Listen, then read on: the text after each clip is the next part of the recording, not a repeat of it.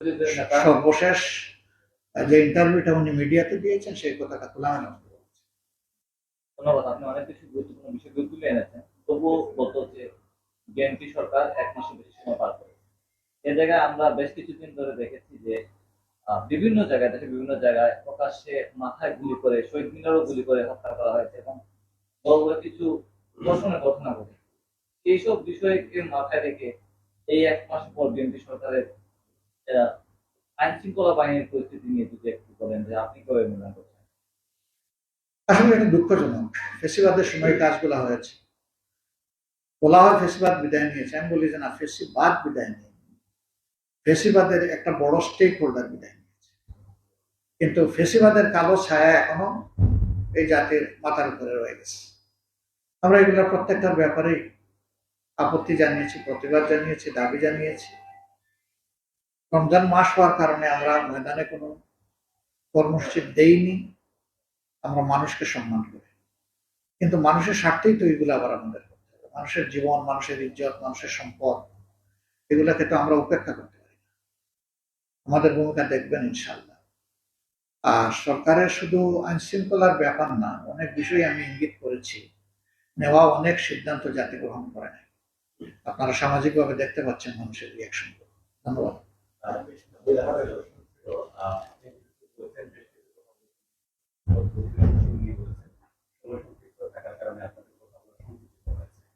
আমরা দেখছিলাম যে সহনশীল রাজনীতি সরকারের পক্ষ থেকে আপনাদের অফার করা হয়েছিল, সেটি আপনারা নেননি। একটা বিষয় আরেকটা বিষয় হয়ে যায়, সেক্ষেত্রে আপনাদের আন্দোলনের ধাপ কেমন আন্দোলন? দেখেন, সংসদ তো আমাদের কাছে আমানত। সংসদ সরকারি দলের না, বিরোধী দলের। এটার নাম হইল বাংলাদেশ জাতীয় সংসদ।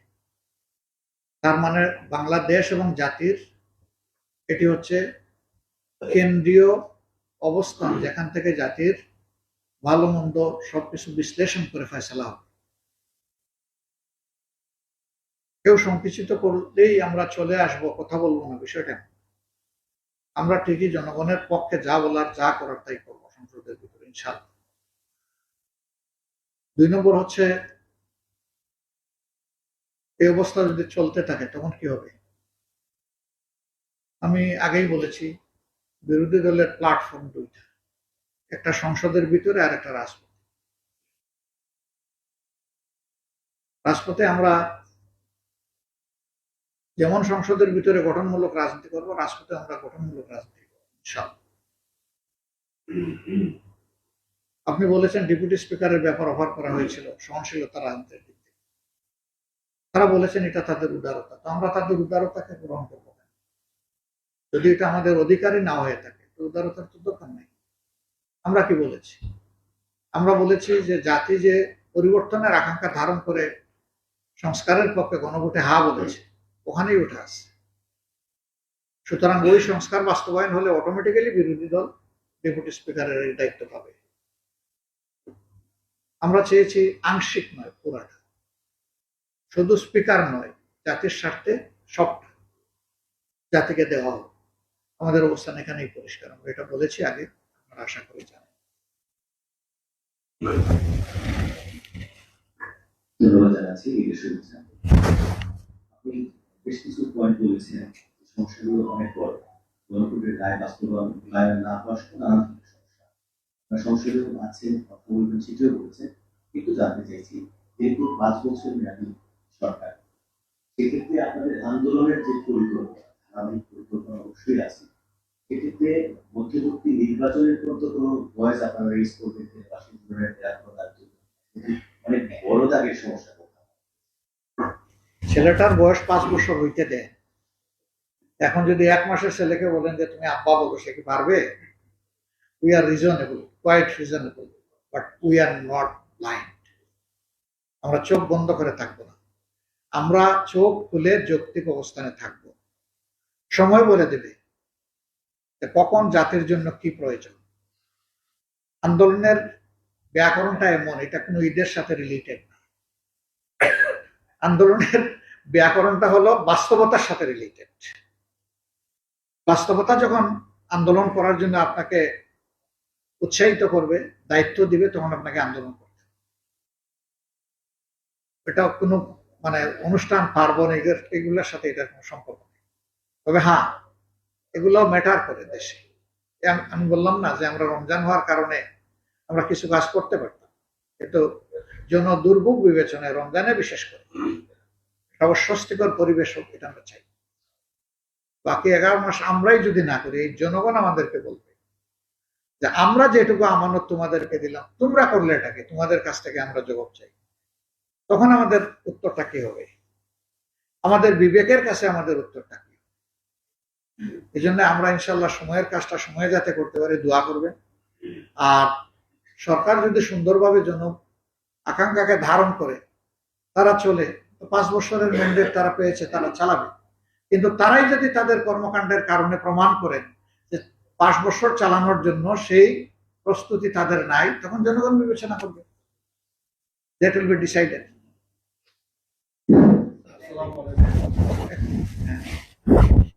আমি সকলকে ঈদের শুভেচ্ছা জানাচ্ছি।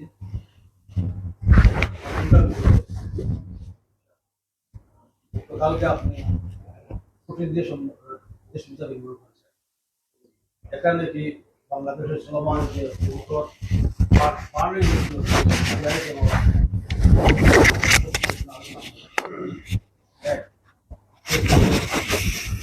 আমরা সামনে দেখছি যে দ্রুত সংকট কিন্তু দেশের প্রধানমন্ত্রী বা সংসদ নেতা তারেক রহমানের বিষয়ে এখনো কোনো বক্তব্য নেই। আইনের সংসদের বাইরে আমরা কি সংসদের বাইরে প্রধানমন্ত্রী এবং বিরোধী নেতা একান্ত কোনো বৈঠকের সম্ভাবনা আছে? দুইটা বিষয়, একটা হলো কূটনীতিক যারা এসেছিলেন ঈদের শুভেচ্ছা বিনিময় করতে, ওই দিন আসলে এই ধরনের কোনো পরিবেশ থাকেও না। আর আমরা ওয়ান প্রিন্সিপল যারা ডিপ্লোম্যাটিক কোরে কাজ করেন, মিশনে বাংলাদেশে আছেন, আমাদের আভ্যন্তরীণ কোনো বিষয়ে তারা কথা না তুললে আমরা তুলি, এটা আমাদের প্রিন্সিপল। কারণ আমরা মনে করি যে আমার দেশের সম্মান রক্ষা করা আমার দায়িত্ব। আমরা তাদেরকে আদালত মানাবো কেন? তারা আমাদের বন্ধু। তবে তাদের দায়িত্ব পালনের জায়গায় কোনো জায়গায় যদি তারা উদ্বিগ্ন হন, সেই বিষয়গুলো তারা তখন নিয়ে আসে, আমরা তখন ওই বিষয়গুলো তাদের সাথে শেয়ার। আমরা ফ্রেন্ড হিসাবে, আমাদের ফেলো ব্রাদার্স হিসাবে আমরা তাদেরকে সম্মান দিই। বাট আমাদের দেশের আভ্যন্তরীণ বিষয়ে তাদেরকে আমরা ওইভাবে জড়ায় ফেলতে চাই না। এটা তাদের জন্য সম্মানজনক না, আর আমাদের জন্য একেবারেই না। দ্বিতীয় যে বিষয়টি বলেছেন যে সামনে অনেক সংকট আসার আশঙ্কা করা হচ্ছে, সবচেয়ে বড় সংকট তো এখন প্রিভেইলিং যে ওয়ার চলতেছে, যুদ্ধ, যেটা এই যুদ্ধ পরিস্থিতির যদি একটা সমাধানের দিকে না যায় এবং এটা যদি এখন যে শেপে আছে এটাও যদি মেনটেন হয়, তাহলে বাংলাদেশ বড় ধরনের কিছু ঝুঁকিতে পড়বে। শুধু জ্বালানি না, অনেক বিষয়ে ঝুঁকিতে পড়বে। কারণ আমরা জানি আমাদের অর্থনীতি, বিশেষ করে ফরেন ট্রেড, দুইটা উৎস থেকে চলে। একটা হচ্ছে আমাদের রিমিটেন্স, যেটা প্রবাসীরা পাঠায়, আর একটা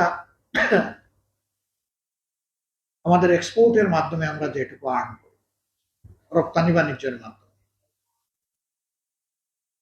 এই যে এক্সপার্ট্রেট যারা আছেন, তাদের মধ্যে এই রিমিটেন্সটা বেশিরভাগ আসে ছোট ছোট ইনকাম যারা করেন তাদের কাছ থেকে।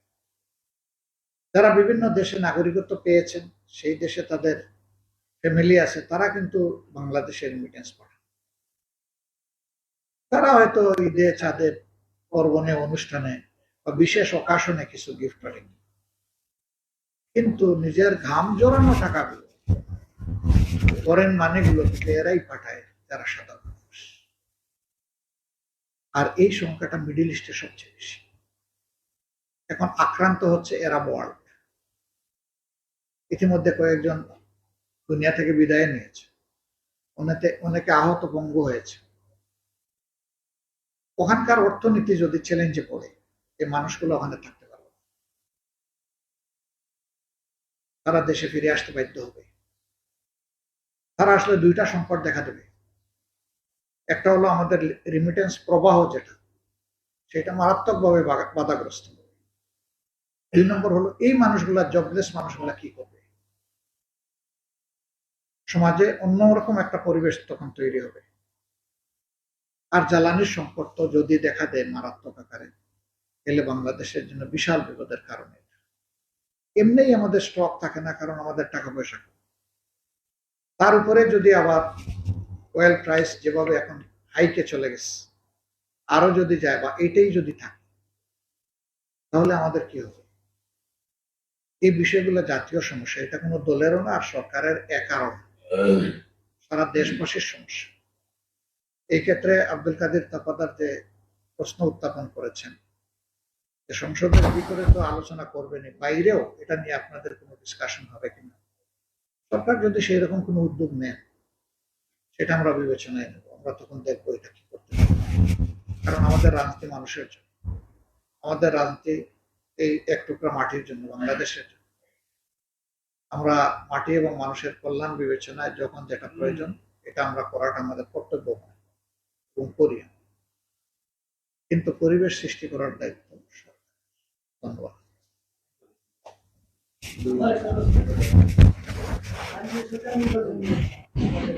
একটু মোহিত চৌধুরীকে একটু শুরু করি। হ্যাঁ, বিরোধী নেতা, আপনার কাছে আমার দুইটা প্রশ্ন ছিল।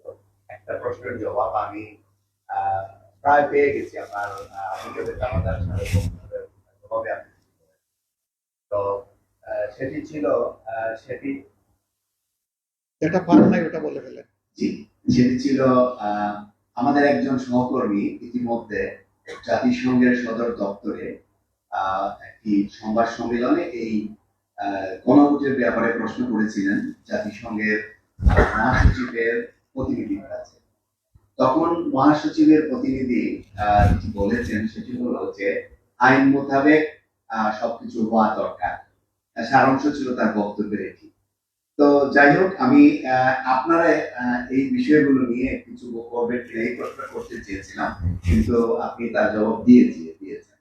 আর আরেকটি প্রশ্ন যেটি ছিল যে একটা বাধ্যবাধকতা আছে ছিল, আপনারা বলেছিলেন যে সংস্কার পরিষদের মিটিং এর 30 পঞ্জিকা দিবসের, তো 30 পঞ্জিকা দিবসটি সংসদ অধিবেশনের দিনেই শেষ হয়ে গেছে। এখন এটি নিয়ে কি ধরনের জটিলতা সৃষ্টি হবে বা এটি কি আদৌ এ থেকে উত্তরণ করা যাবে কিনা, এই বিষয়টি জানতে চাই। ধন্যবাদ আপনাকে। এখানে আসলে সংসদের প্রথম অধিবেশনটা কিভাবে ডাকা হবে এবং সংস্কার পরিষদের অধিবেশনটা কিভাবে ডাকা হবে, ওইটা কিন্তু প্রেসিডেন্সিয়াল অর্ডারে ছিল। 13 নভেম্বর যে অর্ডারটা রিলিজ করা হয়েছিল, বলা হয়েছে যে পদ্ধতিতে সংসদের অধিবেশন ডাকা হবে, একই পদ্ধতিতে সংস্কার পরিষদেরও অধিবেশন ডাকা হবে। এবং এটা কে করবেন? অধিবেশন ডাকবেন প্রেসিডেন্ট, কিন্তু প্রধানমন্ত্রীর কাছ থেকে লিখিত অনুরোধ যাবে এই অধিবেশন ডাকার জন্য। আমরা সেই প্রশ্নটাই সেদিন তুলেছি, এটা গিয়েছিল কিনা, না গেলে তার কারণ কি। এখন 30 দিন শেষ, আজকে 15 তারিখ, 30 দিন শেষ হয়ে গেছে। আজকের এই শেষ দিবসে এই হাউস আমাদেরকে কি বলবে, গণভোটের কি হবে?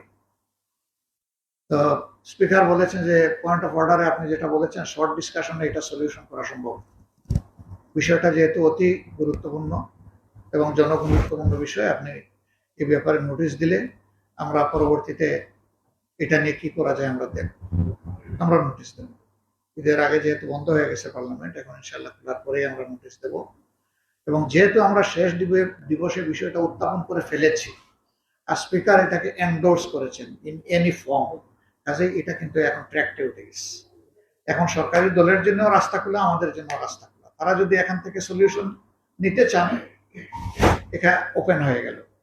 আর যদি নিতে চান না, তাহলে আমরা আমাদেরটা প্রেস করতেই থাকবো, করেও করবো, বাইরেও করবো, আমরা এটা ছাড়তে পারবো। আমরা শেষ করতে পারি নাকি?